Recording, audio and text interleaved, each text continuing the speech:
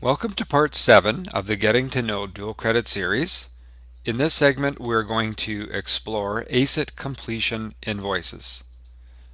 So to begin, I'm going to navigate under Accounting to ACIT completion, which will be a staging area for students that are eligible for ACIT completion.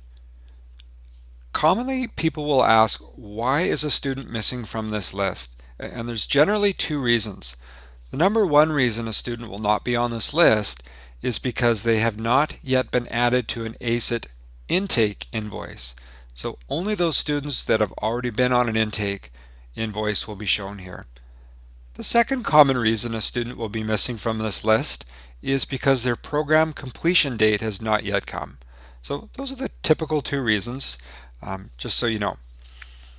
There's a little bit of validation in place before I can complete. You can see that there's a caution icon, and when I hover over it, it just simply says that the ACIT coursework has not yet been assigned. And typically we would go in here and the student was successful, and I'll just update that information, and now that student is ready to be included.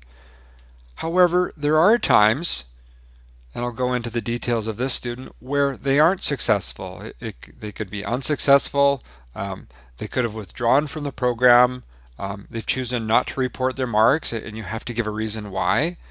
And I'll just mark it as unsuccessful for now. So in this particular case, the student is going to be invoiced for $0, but they still must be included on the completion invoice. It's really important that if 4 students are invoiced on an intake, that the same number be invoiced on the completion. So think 1-to-1 head count between intake and completion, regardless of their program status and their coursework. I'm going to go ahead and create a new invoice with these 4 students.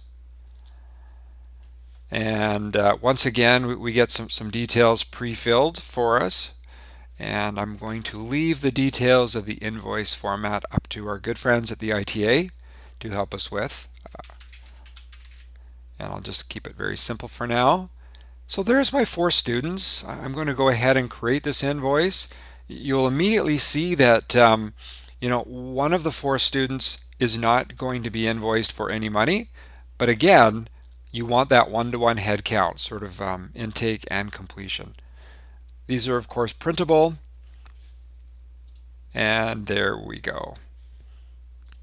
So that is a very brief overview of ACIT completion invoices.